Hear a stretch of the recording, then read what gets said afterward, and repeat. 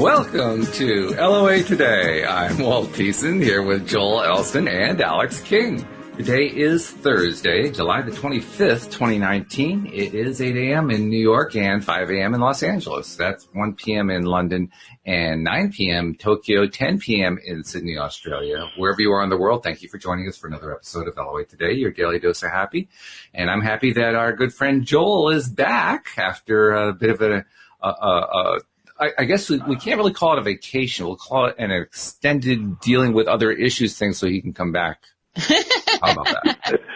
Yeah, in my line of work, I often, most of it's really good, but occasionally I have to be involved in some of the processes that, with the legal system, with my clients. And, you never know when you get that subpoena one day and it says you need to be there at 8 o'clock. They don't really they don't listen to the fact, I have a radio show to do. They don't listen to that. Funny how they behave like that. Right? Yeah. But we're glad that's good to be back. Well, we're glad that you're able to get that cleared up so you could be back, and that's the best part. Mm-hmm. So, welcome back. That's fabulous. Thank you. And we actually have two different topics to discuss today. The one I wanted to bring up is one that you actually, I see people post on it quite a bit. Mm-hmm. It's when you're dealing with a family member, particularly somebody you're really close to, a spouse or something like that, or a girlfriend or a boyfriend, or somebody who you are intricately interwoven with. And that person is struggling, and it's struggling in a big way. And the nature of what they're struggling about directly impacts your life in a big way. Mm-hmm. So that really everything that they go through can have an impact on basics, like, where you're going to live, whether you're going to have food on the table, that kind of thing. Mm-hmm. That's a tough situation to deal with. And yet it's probably the most important one to learn how to handle, because until we get ourselves into the right mindset, we can't really help them in any way. Right. And yet we're faced with, we got all these facts and experiences coming at us that are outside of us, that are outside of our internal dialogue. Well, how do I deal with that? How do I go inside when I have to deal with all this outside stuff? It's a balance, and it's mm-hmm. a balance to have. And I imagine that's one of the more common types of conversational topics you have, Joel, with your clients. What do you do? How do you handle stuff like that? How do you get yourself back on track in order so you can really be in a place to help the other person?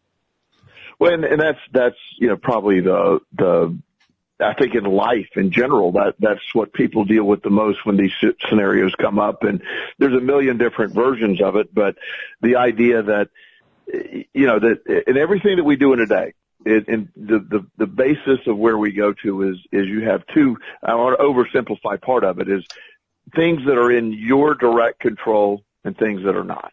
Mm-hmm. And when you separate the things that are in your direct control versus the things that are not, then you can, at least that's step one, almost. It's almost, okay, what's in my control? The idea that there's 90% of what happens in life is totally out of our control. And it can either feel like it's happening to us or happening for us. And it's hard to get there when you're dealing with, especially a loved one. And then when you add the compounded, everything's entwined. So your reality is hard to make a reality that's not negative, because it's there. And so that's where you vibrate. But for simplistic, explanation, the left side of your brain is where historical facts are stored. It's where anxiety takes place. It's where the fear of the future. It's where narratives take place. And so we automatically flip to that left side of the brain, and look at, okay, this is happening, so I'm going to be homeless, or this is happening and I'm going to lose everything. This is happening and the unknown, so the fear-based existence happens. And so that's what that's the part of the law of attraction that goes out there. You can't help it. The idea that we somehow can control every single thought in a day it's not realistic. You don't control your heartbeat. The thoughts are there. What you can do is work on how you feel about those thoughts. And that's where the left-right brain thing comes into play. So, when you realize that fear takes place in the left side of the brain. It's always scanning. It's always looking for what's going to go wrong. It's protective. And it looks at everything that has happened to this date in the past. And it's going to say, see, here's evidence that this is going to go wrong. Now, the right side of the brain, right? If we could ever get to the right side of the brain, and there's ways we can do that, but the right side of the brain, or the correct side of the brain in this case as well, is where you can say, wait a minute, I've had ungodly events happen throughout my life, and I am 100% successful in surviving those. In fact, when I allowed those events to take me where they were taking me, I ended up in a better place.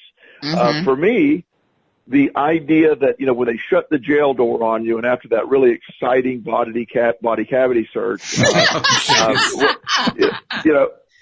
once you get past that, and you realize, okay, there's my life's over. Everything's been destroyed. I've lost everything. There's no chance, and I'm living in the left side of the brain. But when I look historically back on that and say, wait a minute, that was the greatest turning point in my life. Now, I don't want to go do that again. However, what an incredible moment where that flipped everything, and I had to go. So when you allow the right side of the brain to say, yes, this is all unknown, and the reality is the fear of what is coming up or potentially coming up is what is driving the anxiety and the fact of all that. We're overthinking it. Now, of course, I'm very aware that's an easy thing to say, and that's sort of the science behind it. But the more you can get to that side of, I am undefeated. In the big scheme, I'm still here. I have survived the unsurvivable. I'm still here. The guaranteed fact is I'm going to survive what's coming up. Now, it might not be fun, and it might not be, but I have to trust if I do it in the right manner, it's going to put me in the place where I need to be, and that's going to be that next step. And so that's where the law of action sort of combines the law of attraction. So instead of looking at it from the perspective of, yes, everything's falling apart, one of my favorite sayings, for things to come together, sometimes they have to fall apart first. Mm-hmm. And so almost preparing for, okay, what's going to happen is going to happen, and it's going to grind. Like I have this is a true story. This couple, in a very similar way that you're describing, 2 or 3 years ago, had just catastrophic events happen. They literally were about to be made homeless. They were made homeless, actually. They were kicked out of their house. Their house was foreclosed on. Things were desperate. And they ended up staying with a relative, for a little while, and they were really stuck. And then through a bizarre chain of events too long to describe, that relative actually had some good ideas of just businesses that he's never been able to implement. And they started sort of, once they get out of the desperation state, they lost everything. So it's almost an easier place to deal with, because everything was gone. So it's easier. Okay, well, now we can really get busy. Mm-hmm. And things turned around, and that couple is, almost worth $1 million today and have a thriving business. And it came from, it wasn't until they lost everything they were able to gain everything. So when you can muster that courage and that energy to just say, I have to accept what's being dealt me, my response to it will be in my control. My emotions toward it will be in my control. Now, everything I just said is the science behind it, what we should do. I'm not minimalizing how hard that is to do. Right. I'm just saying that's how it works. In some ways, everything I went through was dictated to me with no negotiation. I didn't have time to, like I said, when the guy shows up to arrest me for my stuff to put me in jail, he didn't say, hey, Joel, we got a couple options here. You need to go to jail with us, go to dinner. It was like, we're going to do this the easy way or the hard way, but you're going to jail. And fortunately we did it the easy way, but it was, I was sort of forced into scenarios that made me accept where things were at. So in some ways, as hard as my path was, it was easier because I didn't have a lot of worry. There's a lot of worry involved, but there wasn't a lot of options in doing this. So, when someone is facing the storm. The point of the storm is to change things. The ocean would be stagnant without storms. It would have no oxygen. Fish wouldn't grow. Things wouldn't happen without storms. Storms are catalysts for growth. Struggle is catalyst for growth. The suffering portion of the struggle is the optional event that has a negative effect toward the law of attraction. So learning to apply the law of attraction, it is the response, the in your control versus the out of your control stuff. That's where the energy gets placed. But it's, and when I say that, I have this amazing rear view mirror that I can look back on and say, wow, this happened exactly like I'm saying. I would love to tell you when I was in the middle of these storms, I had this great philosophical view too. I did not. It was not pretty. Right. But at the end of the day, I can look back. Now, I will tell you when things happen now, because of that big rearview mirror, I have zero fear. I mean, it's, I just like, is this all you got? Really? Come on. But when you're in the middle of it, so I do have great empathy, but that's sort of a long explanation for what you're asking about, Walt. Yeah. And, I'll even complicate the matter further. In some cases, if you're talking about, a couple, spouses or boyfriend, girlfriend or whatever, in some cases where one of the people are struggling, they're struggling in the face of, I'll call it success. I can't think of a better way to say it. The Secret, for instance, talked about it. They talked about how people, will be trying to attract something, and just as it's ready to start emerging from the ground, they say, this stuff doesn't work, and it goes away. Right. So, when you're dealing with that in a couple situation, and the person who's struggling doesn't see that what's actually going on right now is the dreams are coming true. Right. All the things that the person's been looking for are now coming true, but because the person can't handle what's going on with their life and for whatever reason, they just can't see it. And right. I think it probably happens a lot more than we realize. And it's also frustrating when you're the other person trying to deal with, well, how do I help this person who I really care about so much, who just can't see that the success that they're looking for, the result they're looking for, it's right there. It's there. All they have to do is just take that last step and it's there. Well, and their perspective is out of your control. That becomes the hard part. What your question inherent? What can I do of that scenario? Just doing a basic exercise. Let's use that. Of that scenario, let's call it Sue and Bob. Sue and Bob are married. Similar scenario. Let's say Bob's having the struggle and Sue sees it. Okay. What is in Sue's power here? What does Sue have the ability to do? Can Sue go shake Bob and say, you must see this? No. Well, she could, but I'm not sure it probably wouldn't work, but she could do it. Right. Well, yeah. Well, yeah, that's a good point. Could she? Yes, that's something Sue could do. Would that actually have the effect Sue's after? Would that, as far as anxiety and stress, could that potentially escalate Bob? Yes. It could. Sure. It could actually make the matter worse. Actually, now that I think about it, Louise actually did something with me a few times. There were a couple of times when I was in a really, really bad space, and she would come up to me and she would just like straddle my chest and grab me by the shirt and say, "Snap out of it!" And sometimes it actually got me to laugh. So in those cases, it actually helped, but it could have gone either way. It could go either way. I've learned a long time ago in dealing with in my relationships, which are a whole another chapter we could talk about one day. Wow. But within those, I've learned some certain things. There's certain things that I just learned in life. Telling a woman to relax when she's hysterical. Oh my God, that's the worst thing you can do. Effective. It's not effective. So I had to learn. And a lot of times when people are asking, they claim to be asking for help, or, and there's a dynamic that takes place when someone's struggling in a relationship. Let's say, Bob and our relationship is struggling and Sue's trying to help. Sometimes when Bob says, here's what I'm feeling, and Sue says, okay, clearly Bob needs my help. What Bob is just saying, I'm expressing what I'm feeling. There's nothing you can do about it. Yep. And the energy that you have to change sometimes is you are not the solution to Bob's problem. You could be there for support.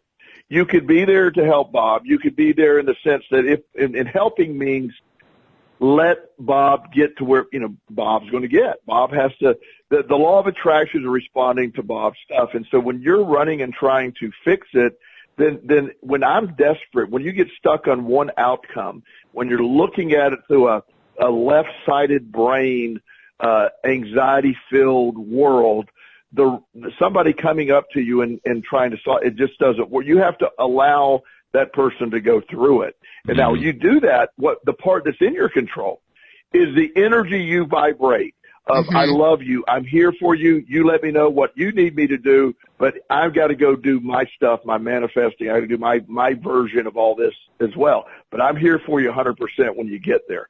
But the concept that you're going to be an intervening force against someone else's vibration, that's where we hear this in relationships a lot where, okay, I broke up with a woman of my dreams. She broke up with me, and I'm going to force her. I'm going to manifest her back into my life. It's so important because it's like, no, you're not, because you're not going to out manifest her life by pulling her to your life. You're not going to do that. And by the way, it's a good thing. It's not a bad thing. It's actually a good thing that you're not going to be able to do that, because there are actually people who manage to do that, and then they're absolutely miserable.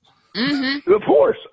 Yeah. It's this idea that we get stuck in these scenarios, and when you start wanting because of a lack, or perceived lack, you've limited again the universe to that same scenario. I pointed this out one time, and I was giving a talk, and it was sort of a back and forth thing, and okay, imagine a small town. There's 5,000 people in this small town, and there's a small high school with a total of 300 kids in the entire high school. And this senior year, that this boy and girl in the high school, they fall in love and they want to get married as soon as they get out of high school, because they're like, well, he's my soulmate. The universe we're meant together. You mean out of the 8 billion people on the planet, the 150 girls and the 150 boys in this school that you find, I mean, is that really where it's at, or or is it's what it feels like because your vision is limited sort of by your environment, your perspective. So the smaller you allow your world to view, or when you're looking at it through a 300 person lens, I'm sure within the 300 people that was the soulmate.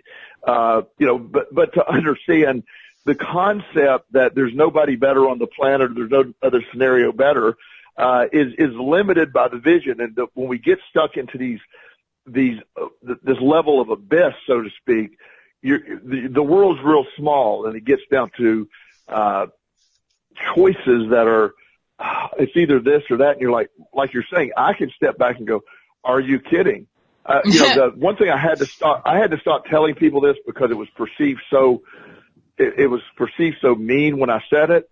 But when somebody would call and say, oh my God, Joe, I got some bad news, I just lost my job, I'm like, congratulations. Yeah, that's not exactly the Dale Carnegie method for winning friends and influencing people. No, I've been hung up on several times. But inevitably, I've never seen when on the other side of that, I've never seen people that when you allow that to happen, then that gets you to that next level. It's just, right. Walt has witnessed, in my life over the last 7 years, or however long we've been doing this, I left a career position unexpectedly that I didn't expect to leave. That was crazy. Yeah. I was like, all of a sudden propelled into private practice, and I've had several things happen. I've lost my son during that period of time, and there's a lot of things that happened during that time. Oh yeah. I mean, a lot of life, but I can ask Walt this question. I mean, I don't view it. I mean, I survived it all. I do it pretty good.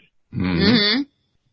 You know, I Is mean, that a question? it's yeah. I mean, do you see it that way? I mean, do I see it that way? Yeah, absolutely. You've come through it with flying colors, I would say. Yeah. So I mean, and that's my point. I just want you to. The key is what is in our control, and let's put all of our energy toward there. The anxiety of what's not in your control and how do I get another person to behave a certain way is having the reverse effect in the law of attraction. You're actually reinforcing the other person's anxiety. How does Bob get Sue or Sue get Bob to see this? What does have to happen versus what's in my control? Let me manifest my side of this only. Right. Yeah. And that's it. It is a hard place, but it's also the only place that we can be effective. So it's a good reminder when the tough gets going, it isn't, when the going gets tough, it isn't that the tough gets going. When the going gets tough, the tough ones are the ones who are willing to say, you know what? That's outside of my control. Mm-hmm. Right. That's something that I can't do anything about that. What I can do something about is how I feel about it. And that's the reminder. I mean, that's the reminder. Yeah. Yes. No, go ahead. And that's what we, in some form or fashion, talk about. How we feel about it is the answer. Mm-hmm. And when it feels helpless, I mean, it can come in a million different ways. Mm-hmm. Left-sided brain stuff is where all of this is taking place. It becomes very dominant. If most people do brain scans, the activity in the left side of the brain is far higher than the right side of the brain. Mm-hmm. And it matters so much when you understand that, because that's where the law of attraction is picking up. It makes any sense. I mean, it's pretty serious. And, so, I mean, I hope we're able to, whoever I'm working with, most people who become wildly successful that I know, and I would like to say all people, but I don't have time to think about it. Most people that I know have coming so wildly successful almost always had some incredibly catastrophic event that precipitated the change. Mm-hmm. You know, I know a lot of people, they go to work for one of our big hiring companies here is Dominion Power. It's a big power company. They get out of high school or college, they go to work for Dominion Power, they put in 25 years, they retire with an eye. That's wonderful. It's great. They live a nice life.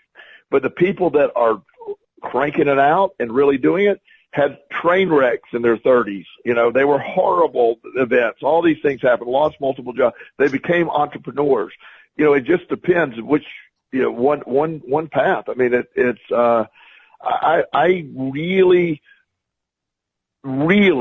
can't overstate how you choose to feel about, or the excitement about what's coming up for Bob or Sue here, is based on, yes, I hope I wish I could get Bob to see this differently.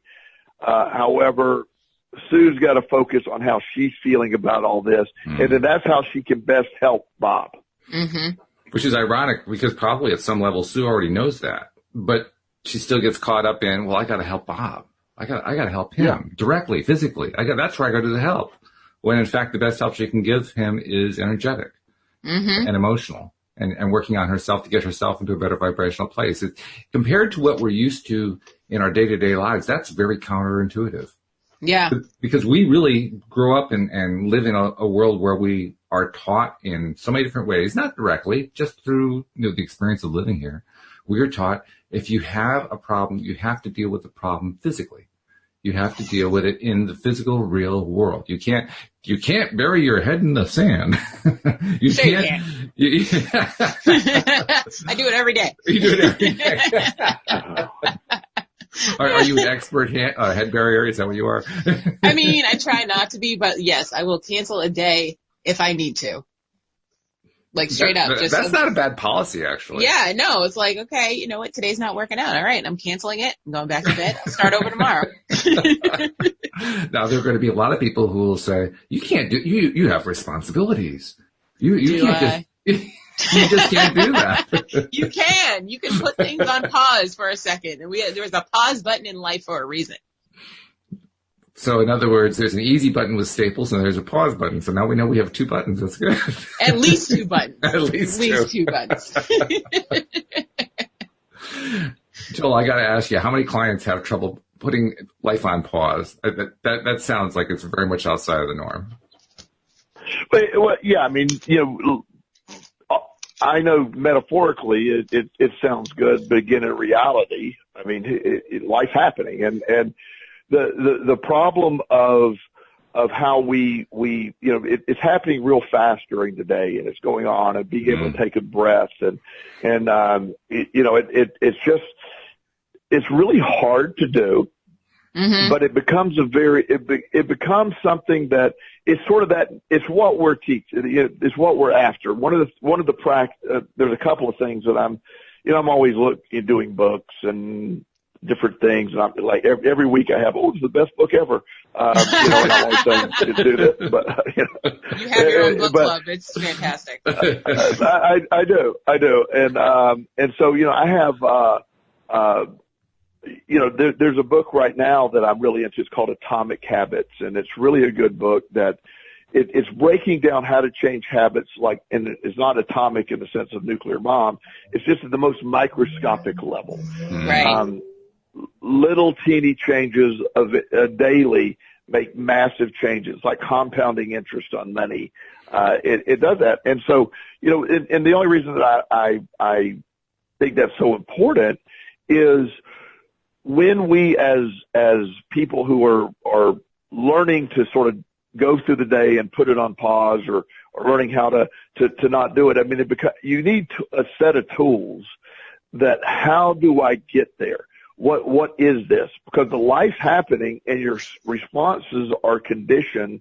And again, they go to the left side of the brain. How do you stop in the middle of that and go, excuse me, right side, I need you to take over. It just doesn't work that way. It'd be nice if it did, though. You could just tap on your right temple and be like, hello, is this thing on? Well, and but you might laugh. That might be a great strategy. And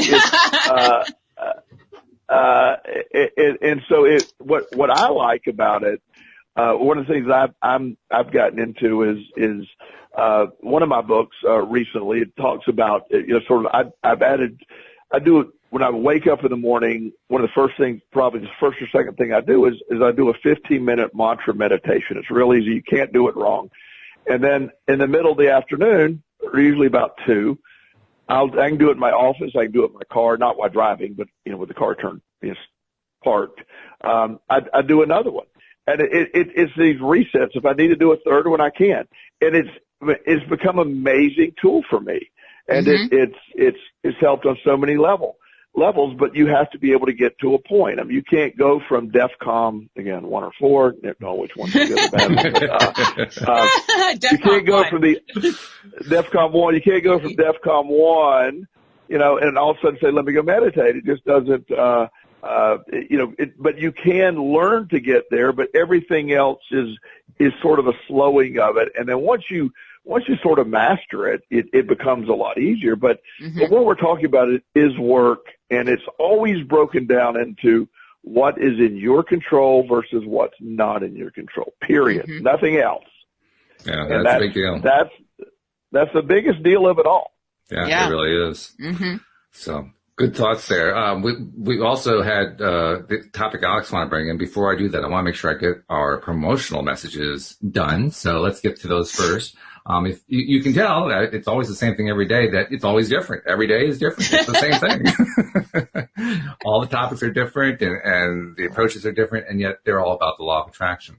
So you really want to make sure you get every single episode. And in order to do that, you have to become a subscriber. So go visit our website, loatoday.net. And at the top of the page, you will find instructions on how to become a subscriber if you're not already a subscriber. By the way, about 85% of our listeners are subscribers, and we love them. But we're trying to get the other 15% too, because we like 100%. So we're going for a 100% subscription rate. So go there, become a subscriber, and then once you've subscribed, share the fact that you subscribe with people that you know who might be interested so that they can get their daily doses of happy as well, because that's how we get more and more people into the happy vortex zone that we all like to be in. And by the way, you can also watch us as we record these podcast episodes, because while we record, we live stream them to YouTube. And that's where I bring in my YouTube expert, Alex, to explain how subscriptions and notifications work on YouTube.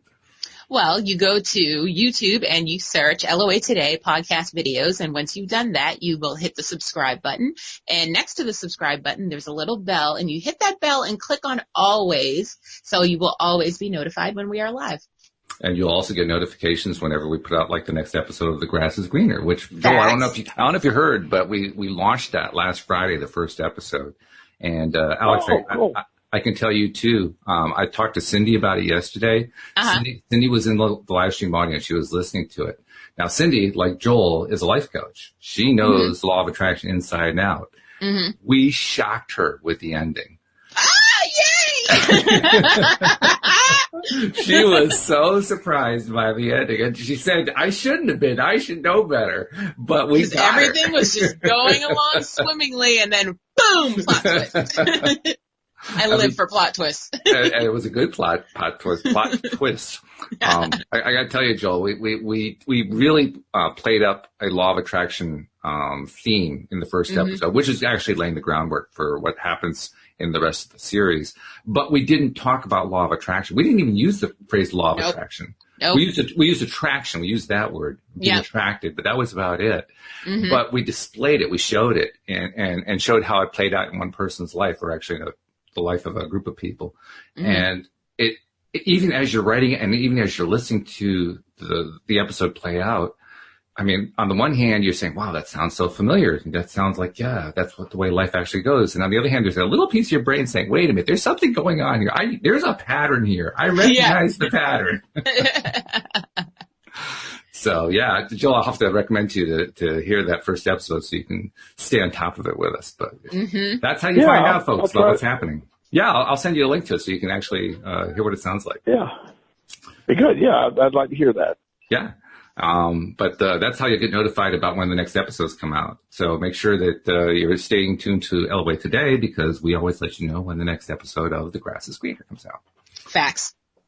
So we've talked a bit about what it's like dealing with someone you're really close to who's going through something tough. That's a big issue, and I think we've come at it pretty well. We've basically come to the conclusion, rightly, I believe, that you can't do anything about the other person. You can only do about yourself. You can only decide how to handle what's in your control, which is not an easy thing to do, especially when you're dealing with somebody who's really hurting and there's somebody you care about. But that's where you have to go.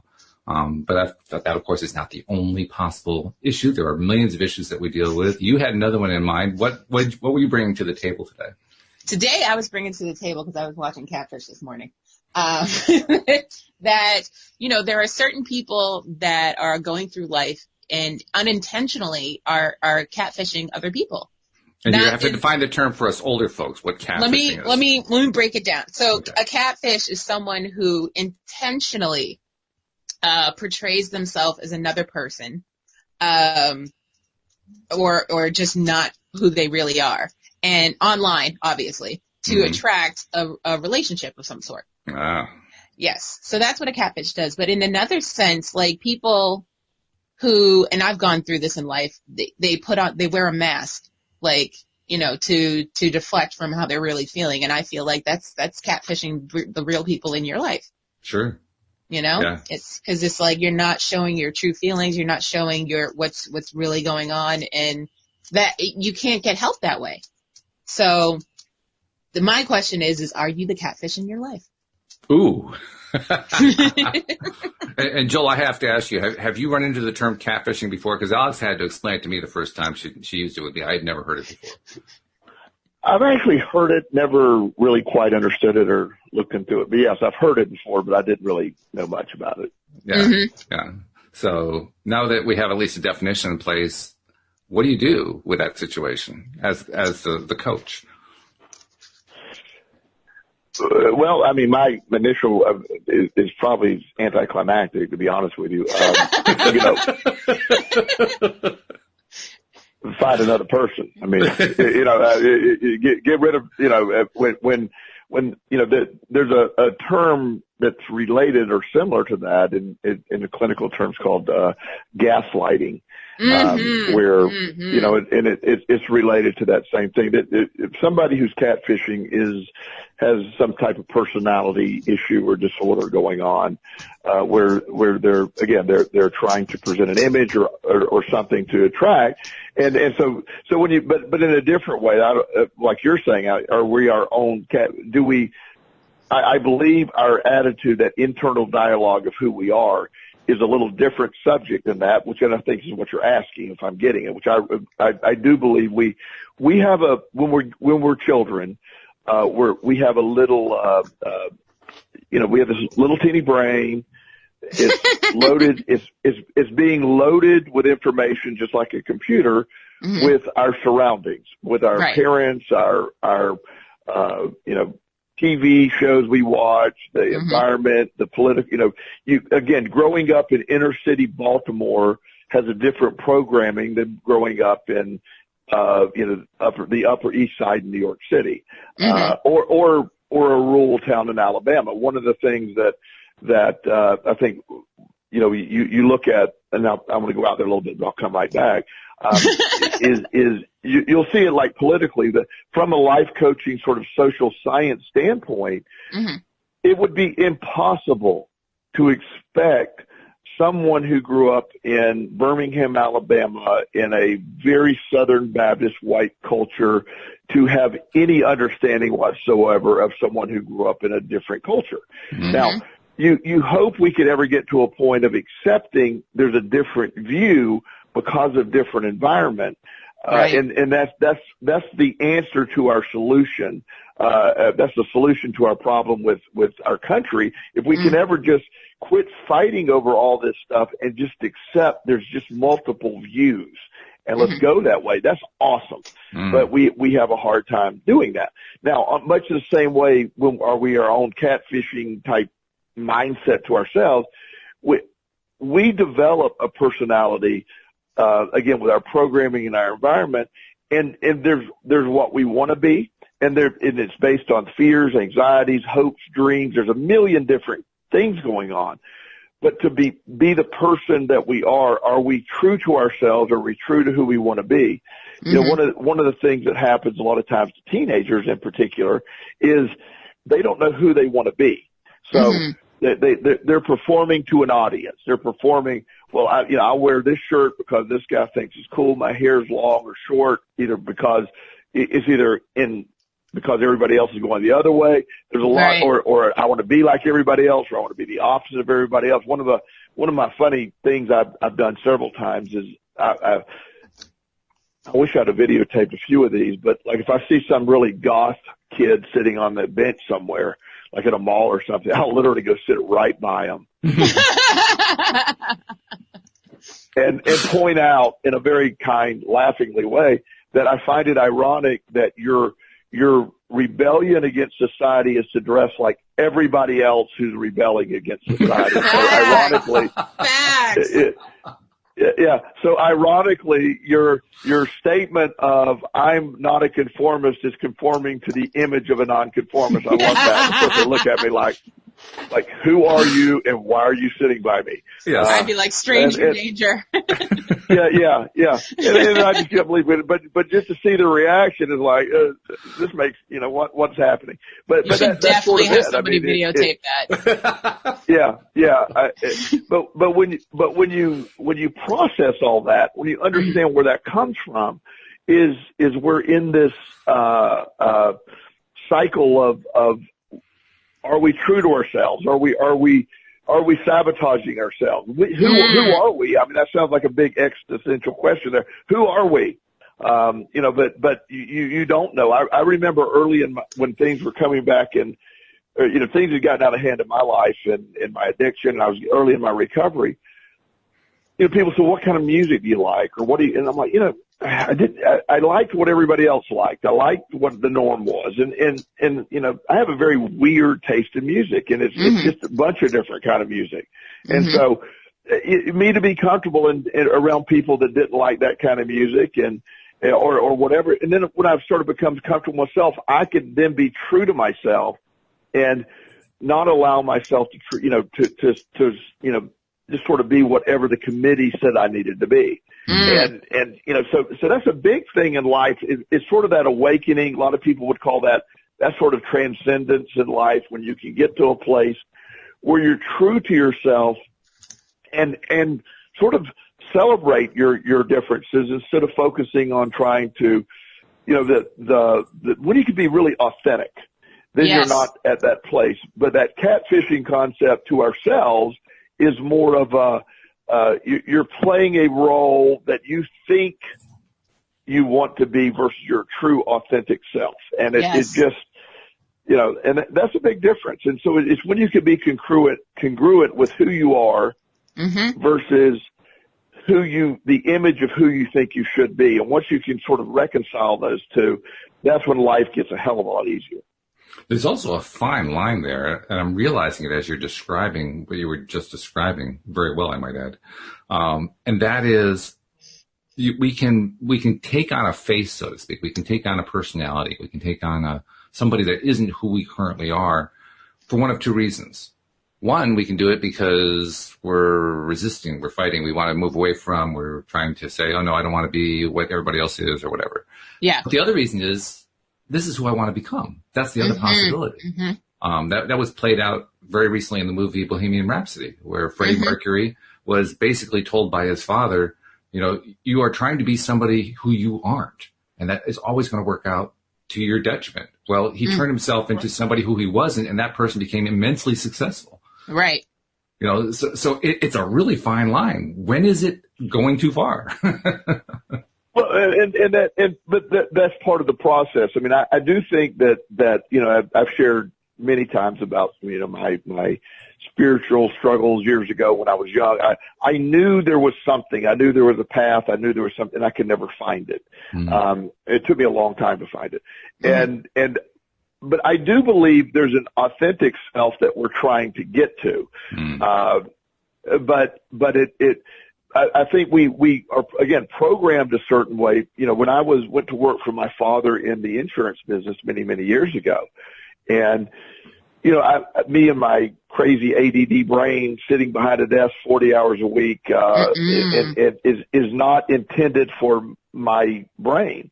However, I tried to play that role because it was an expected role of me. I was absolutely horrible at it. It turned out to be a disaster, or that's one view of it. Or, I mean, I think we can all not argue it was a disaster, but we can get to the other side and say it was a necessary disaster because it eventually got me to where I needed to be through a very convoluted chain of events.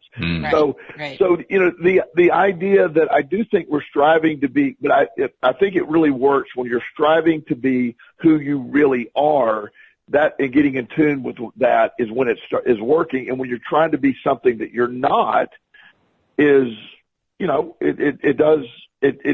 when it feels different. There's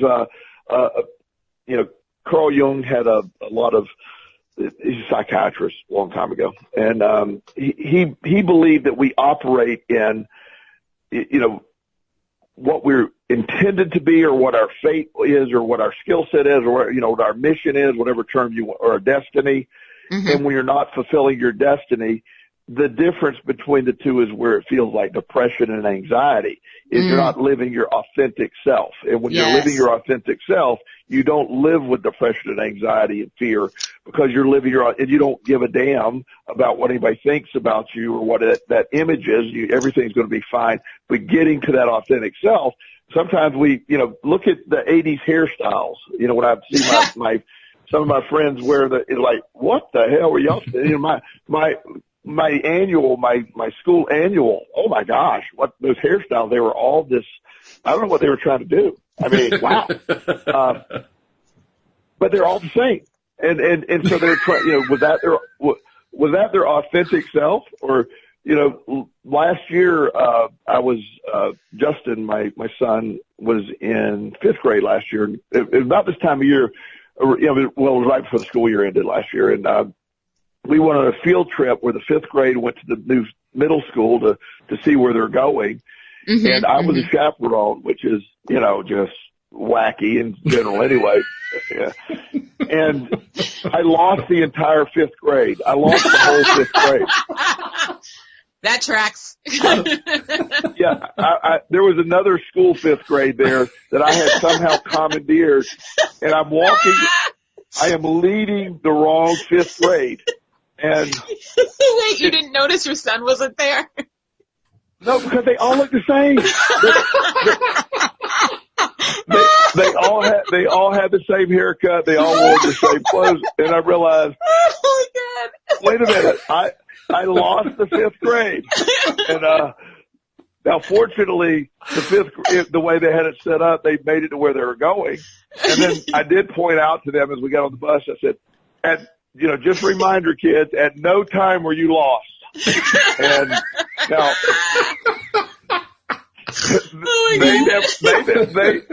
they never knew they were lost, right? But they were lost, and the poor I feel sorry for the 5th grade I was leading, because they're just following this man that says "follow me," and they're thinking.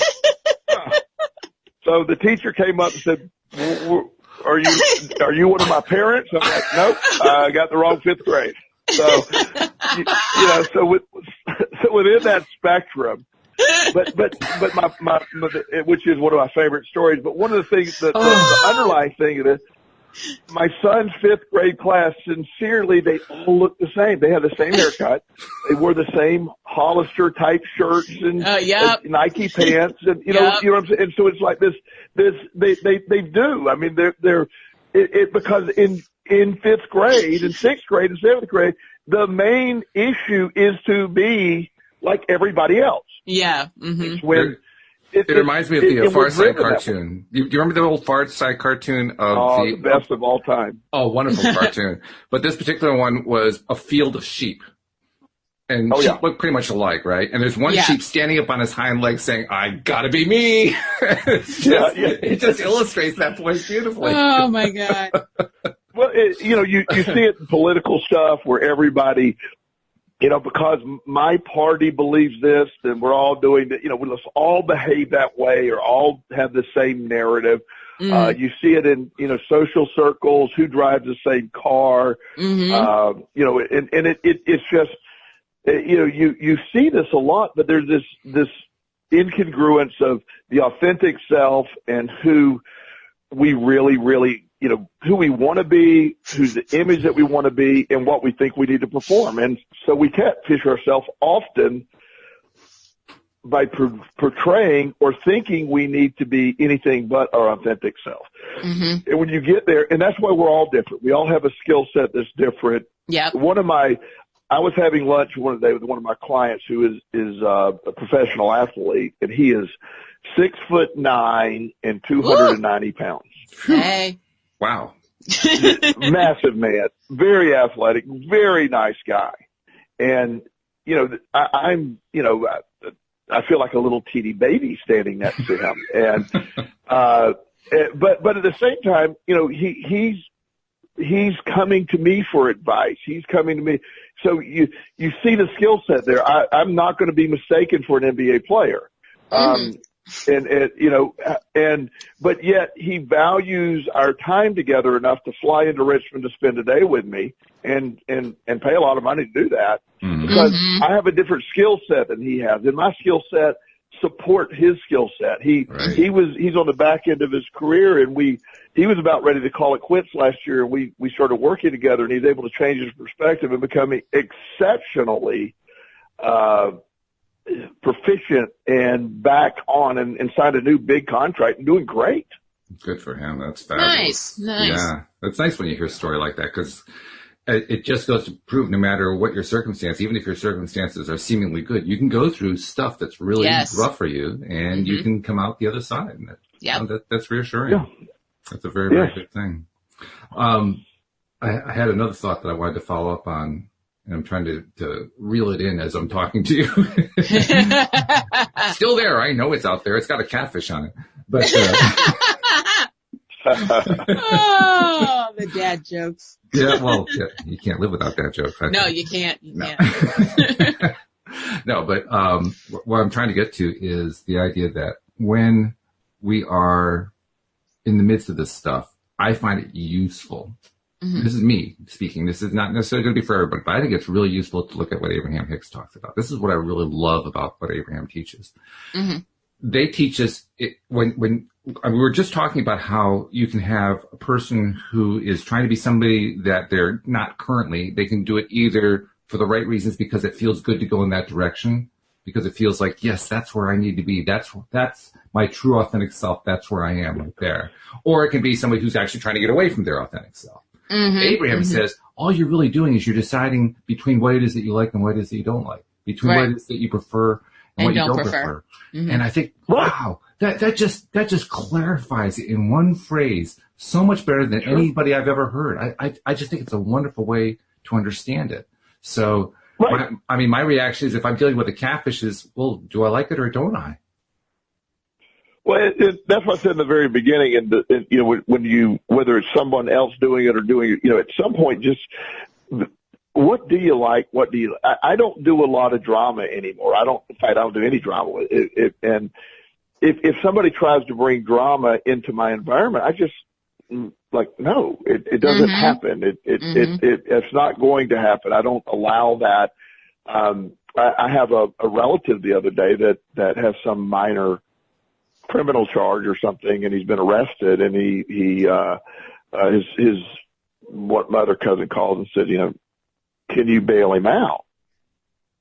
And I go, yeah, like, first of all, I'm the last person to call for that. That's not, no kidding. And I said, well, you mean when he got in the car after having 10 beers and decided to drive, and now he's in jail for DUI, he wants me to somehow, and I said, no. I said, what's going to really reinforce this is, you know, it's like, but he'll be hurt in prison. I said, no, he's not. It's jail. It's North Carolina jail. He's just going to sit there and be bored. He's not going to get hurt. Bored to death, and he won't be able to see his girlfriend and all this.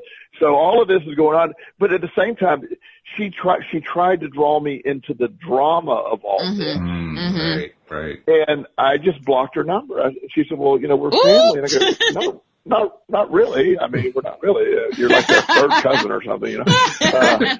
And so, but the point is, I'm not doing the drama. And you know, but her main goal is to, you know, he I just don't know how he's going to survive. I go, he's going to survive like the other 1,900 people in that jail. He's going to survive like everybody else. He's going to be fine. But it's the drama piece and all it's what you like and what you don't like. Some people love that drama. Some people love to be in all that. It gives them their life some, you know, appearance of I guess maybe meaning, I guess. I don't know. But it doesn't really, you know what I mean? It doesn't really. I agree. And it's just sort of like, it's a distraction from other stuff.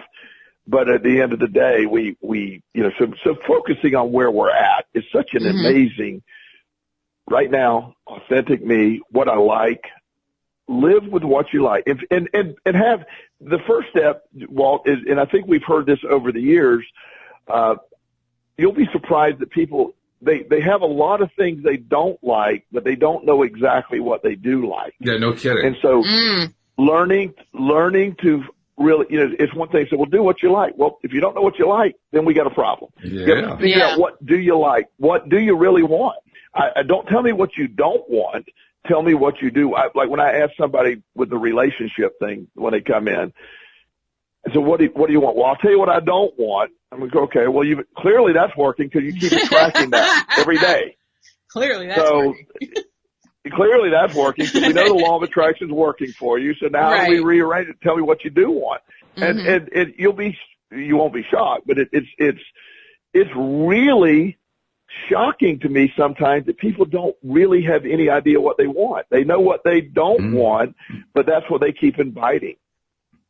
It's a funny thing because, I'm sorry, go ahead, Alex. I was going to say, when I hear that, we talked about it on a different podcast, and it's amazing for those same people who will go to a restaurant, and when the waiter asks them, what do you want? They know what they want, but they don't go through the whole menu and go, okay, I don't want the broccoli. I don't want the truffle fries. And then they get to what they want. So if it can work for you in that way, why can't you apply that to real life? And the answer is they can. The thing is, and I think this is really the crux of it, we get in a habitual pattern of looking at what it is that we don't like. Right. And when we're so good at that, because we've been in a habitual pattern, that's when all of a sudden we find that it's a big shift to say, well, what do I like? I don't know. I've been stuck in what I don't like for so long. I can't remember what I like anymore. So I'm going to go back to what I don't like because I know that really well. Yeah. Well, and that's exactly the thing that, it's really easy. It seems very easy, but again, the left side of the brain where all this is anxiety stuff is driven, it's spending all of its day out of, okay, I don't want this to happen. I don't want this to happen. I don't want this to happen. It's just rehearsing what it doesn't want to happen by what it has perceived or labeled as historical information that is bad. Oh, I don't want this to happen. And so you live a fear-based. I know my mom, who passed away a couple years ago. So I'm not talking negatively about her, but she had her entire life. Money was her big thing. She just had the hardest time with money, and she lived with a lack of money for so long that even though my dad, who did very well, it's almost like she eventually, just sort of took over her manifesting the lack eventually won over on the abundance. And it was very odd to see happen, but it happens. You see that. So again, we all live within this, and we all have this ability. Well, we develop the ability. Again, it's the same concept. What do you want versus what you don't want? That's everything with the law of attraction. What's in your control, what's not in your control, what do you want versus living everything based on what you don't want, because what you don't want is the field you're putting out to the law of attraction. And by the way, once we understand that it is important to focus on what we want rather, and we find that we're having trouble getting there, that's a great signal that it's time to stop spending so much time on the stuff we don't want and just spend some time just sitting with, I wonder what it is I really do want. Just the fact that you can't get there tells you that's where you need to get to. And that's when I think you need to play the what if game with yourself. I've been playing an interesting variation on that game lately. I've changed it to, I like feeling fill in the blank. Okay.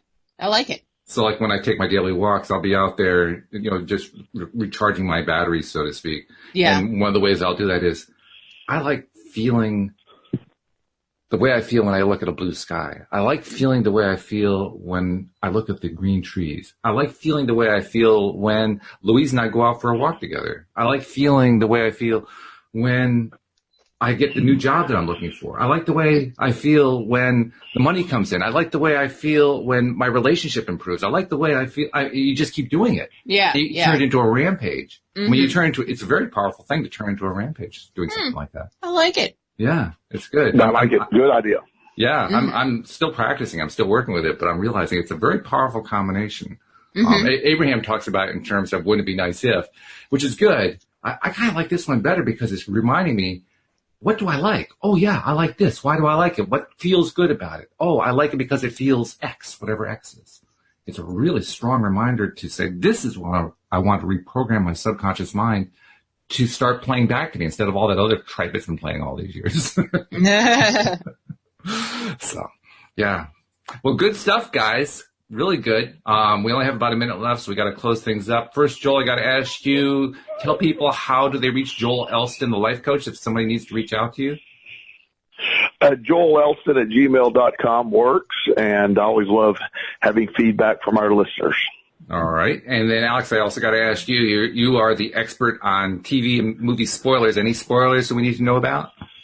I don't have any spoilers. I was just notified that the Miss America pageant is moving to Connecticut this year. Oh, God, we're in trouble now. Have fun with the traffic, Walt. Do you happen to know what part of Connecticut so I can move to the other part? It starts with a U, I believe. Unionville? No. No, Uncas. It's like a real complicated name. Oh, like Uncasville, like I don't know, I'm not sure what it is. Well, I'll look up all the U's and I'll move away from all of them. That'll make it real safe. Sounds like a plan. Is there still a Miss America pageant? Really? Yeah. Wow. Miss Universe, Miss America, Miss Massachusetts, Miss Holland. Wow. There's just no bathing suit judgment. They still wear bathing suits, but there's no. You don't get points for that. Oh, yeah. Well, of course. No judgment there. No judgment. Oh. And the reason, by the way, it's still Miss America. But we're not going to judge that. We're not going to judge it. Yeah. Oh, yeah, God. It's like a little mini, what do you call it? Not intervention. What do you call it when it's in between the intermission? Intermission. So they have them walk around in their bathing suits during the intermission, but we still get to see it. Okay. Wow. Yeah, right? Yeah. So I think I'm going to stick to my plan and move to another part of Connecticut. That's the best practice I can think of. Or just come down to the Cape that weekend. I'll come to the Cape. That's what as long as you don't have any tornadoes going on. That's all I ask. I don't know anymore. I mean, I would have said no, never. But as of 2 days ago, we had would you believe, Joel? We had 2 in 24 hours. The Cape is now Tornado Alley. Can you believe that? Yeah. Yeah. Kind of crazy. Well, I mean, I saw that actually. Yeah, I saw that. Yeah. No, it was not fun. Well, fortunately, it's a rare event. It's not coming back again anytime soon. So you've had your tornado for the next 25 years. You're okay. I'm good. And with that happy thought, we will leave it there. Thank you very much to both of you. Thank you to our podcast listeners as well. We will see you all next time here on LOA Today. Goodbye, everybody.